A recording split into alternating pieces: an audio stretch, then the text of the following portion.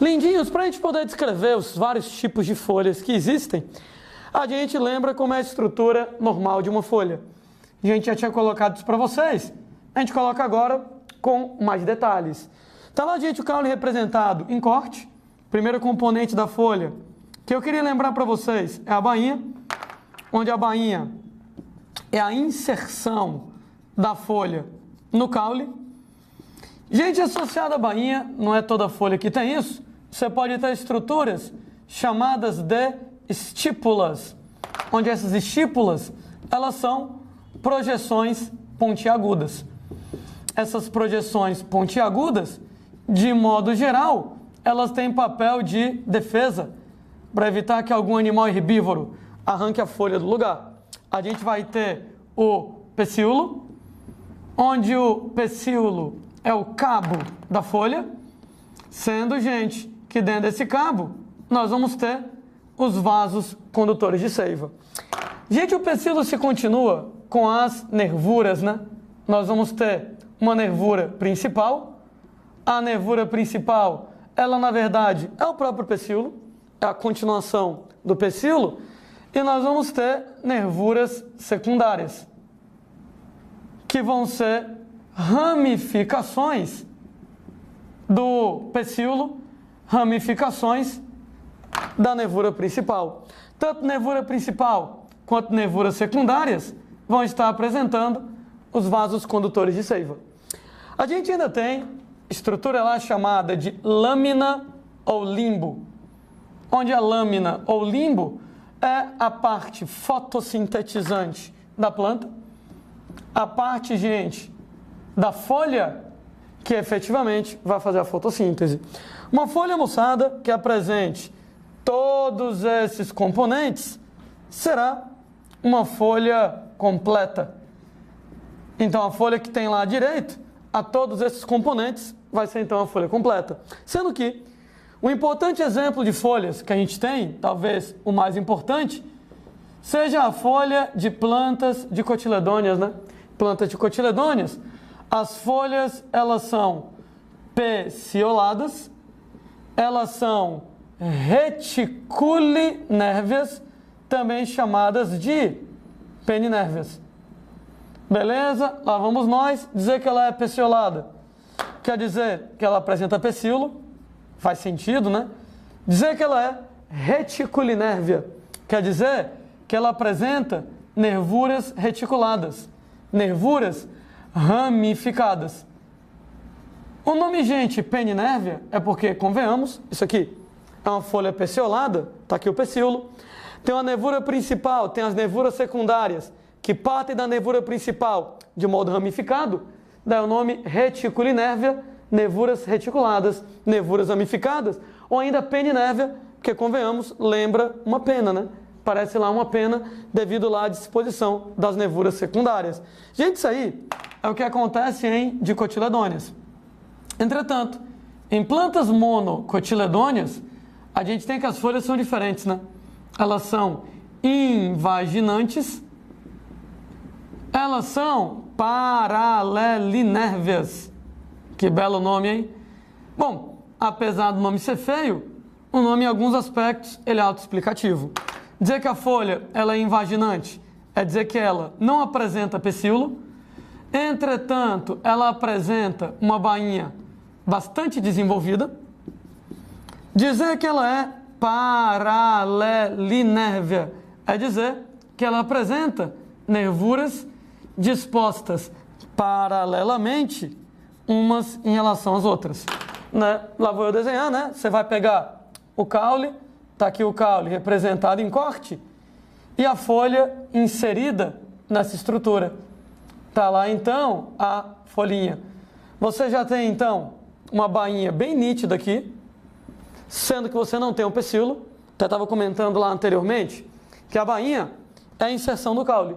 Gente, às vezes essa bainha, essa inserção no caule, ela acontece através de uma pequena área do caule, através de apenas uma pequenina área do caule.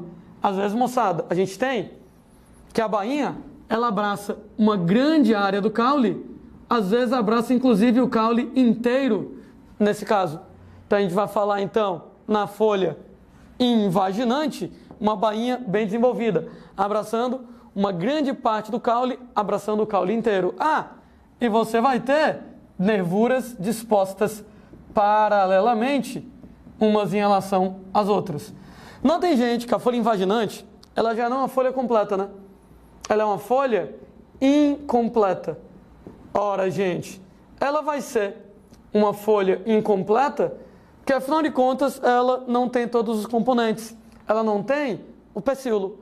Então a folha é completa quando ela apresenta todos esses componentes. Qualquer folha onde falte algum componente, ela vai ser incompleta. A invaginante é assim. Mas também, gente, tem outros casos, como as chamadas folhas sésseis. Folhas sésseis são folhas que não apresentam nem a bainha, nem apresentam o pecíolo. De maneira que o limbo, a lâmina, se insere diretamente no caule. É o que acontece, por exemplo, em plantas de tabaco. Nós temos, moçada, outro exemplo de folha incompleta, as gavinhas. Gavinhas, né, para quem não lembra, é aquela folha enroladinha que você tem lá no maracujá, na uva, no chuchu, que ela exatamente serve para poder enrolar a planta num suporte, no caso lá de plantas trepadeiras. A gavinha, ela não apresenta limbo, ela não apresenta parte fotossintetizante, ela basicamente só tem o pecíolo. E esse pecíolo, ele vai lá se enrolar num determinado suporte. Então isso aqui, tipicamente encontrado em alguns tipos de plantas trepadeiras, estava comentando lá, caso do maracujá, caso da uva, caso do chuchu. Outro exemplo que a gente pode colocar para vocês, de folhas que são incompletas, são os espinhos, né? Você pega a moçada lá, que os espinhos, eles são também folhas incompletas, porque são folhas que não apresentam limbo, né?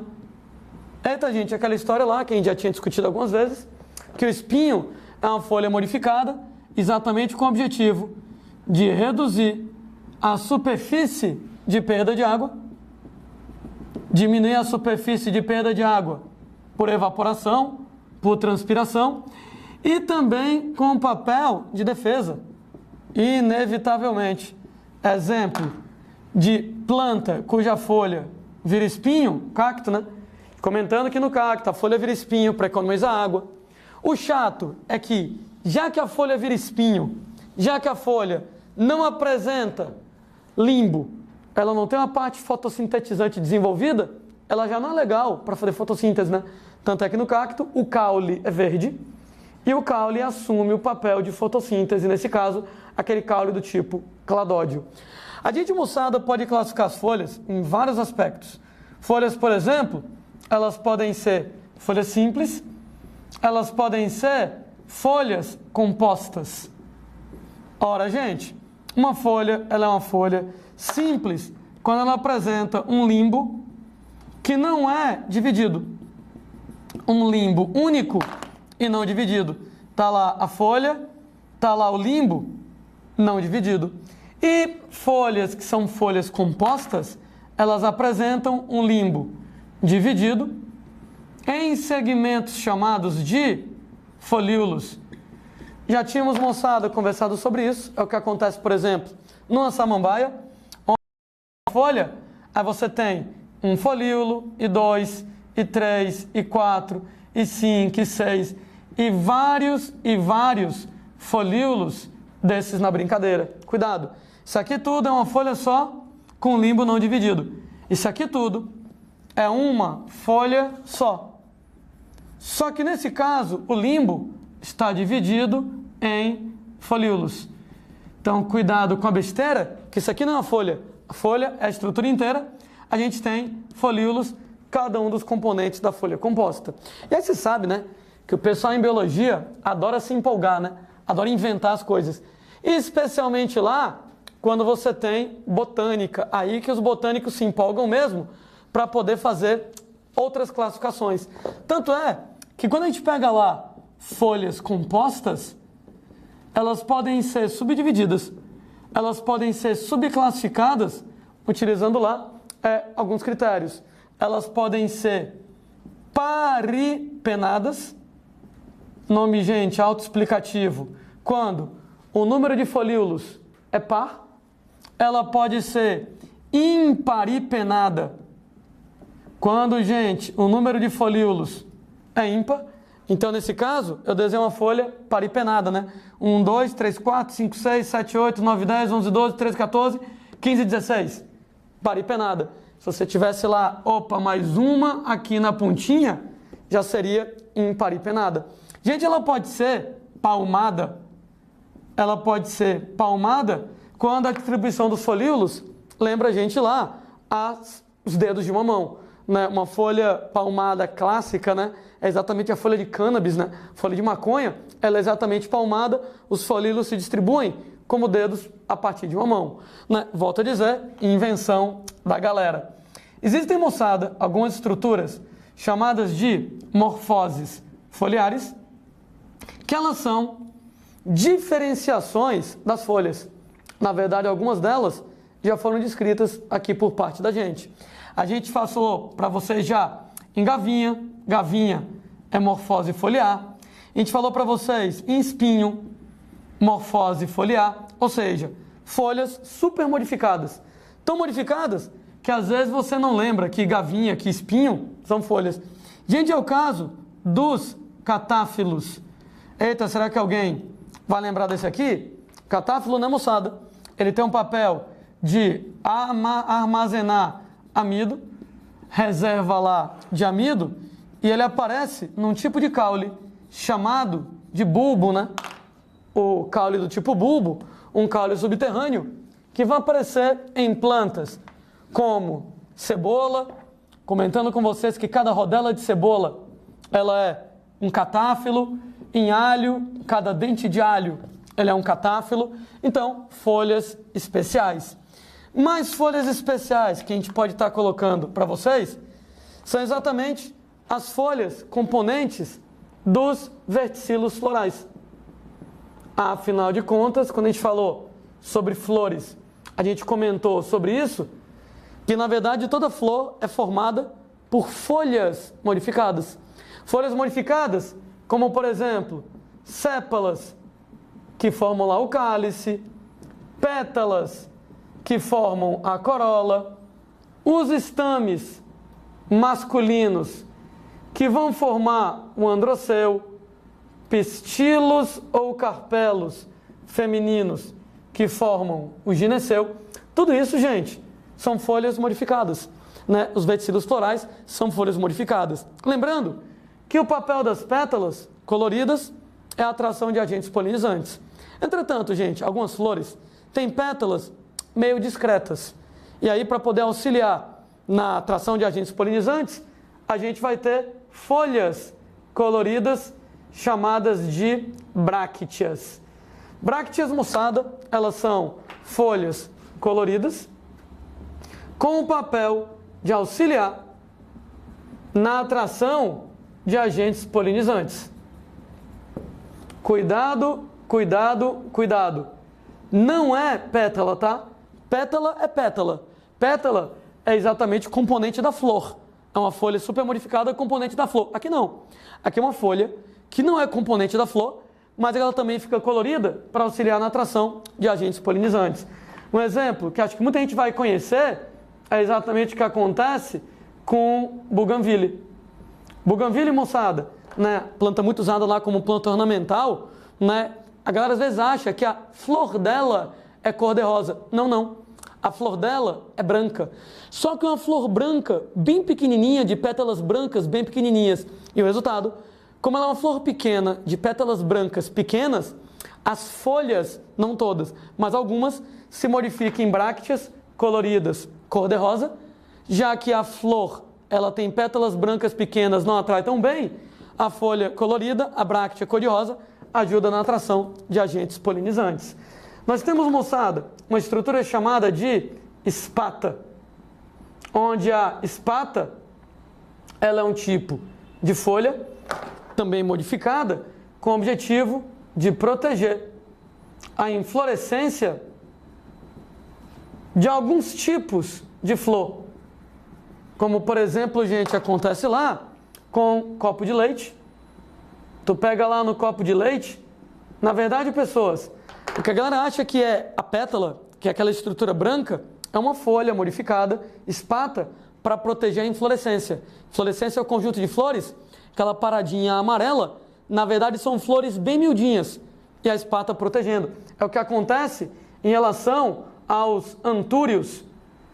No antúrio, novamente, aquela estrutura amarela que se projeta é uma inflorescência com flores bem pequenininhas. E aí você vai ter, nesse caso lá, uma espata, né, para poder proteger e, às vezes, para auxiliar no processo de atração.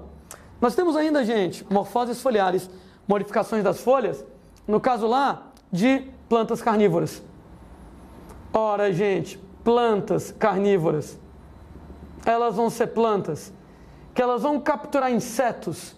Esses insetos vão ser utilizados lá, né, como fonte de determinados tipos de nutrientes, e as folhas se modificam para poder capturar esses insetos, né? Tem vários tipos, possivelmente lá, de armadilhas em relação a plantas carnívoras. Em algumas plantas carnívoras, as folhas ficam abertas, quando o inseto pousa, elas fecham, né? E aí aprisiona o inseto, para o inseto ser utilizado como fonte de nutrientes. Em algumas, as folhas de plantas carnívoras, elas formam uma espécie de vaso. Uma espécie de vaso. Dentro desse vaso tem líquido, né? Você tem lá também material açucarado.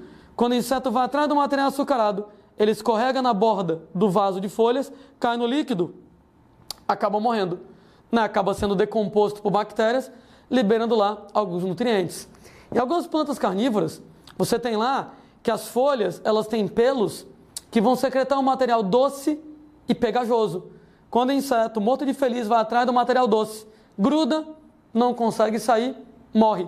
É decomposto pelas bactérias decompositoras na região, liberam, moçada lá, nutrientes para a planta carnívora trabalhar. Ou seja, várias estratégias na folha de planta carnívora. Folhas que fecham para prender o inseto, folhas que imitam um vaso, que acumulam água, para o inseto escorregar, cair lá dentro, morrer afogado. Folhas que têm pelos com material doce e grudento, para o inseto grudar, ficar preso, e aí vai. De qualquer maneira, folhas bem modificadas, morfoses foliares.